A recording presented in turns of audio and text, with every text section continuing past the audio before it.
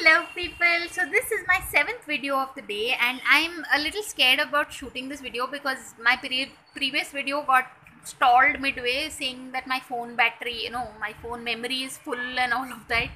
It always happens, yeah, Murphy's law. When something has to go wrong, it will.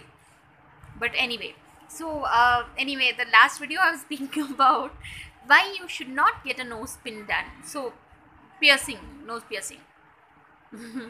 No, yeah, seriously, it spoils the symmetry of the face. It is, I mean, like, unlike a earlobe, where, I truly believe that God kind of let us have some space near our ear because He would have realized that we humans are like a useless race. Yeah, I mean, we would complicate our lives when there's no need to complicate. I mean, seriously, I feel any kind of piercing is like complicating your life. Yeah, like as if life is not complicated enough as it is.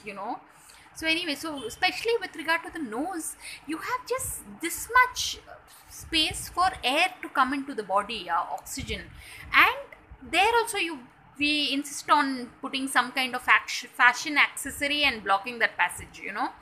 And you can literally, like, I've done my yoga teacher training program, yeah, and it's like you could almost alter the pattern of your brain based on the kind of piercing you get done. I mean, in the sense, uh, Ida and Pingala, it's that the breath patterns, right? So, like with the piercing, you will automatically start breathing from the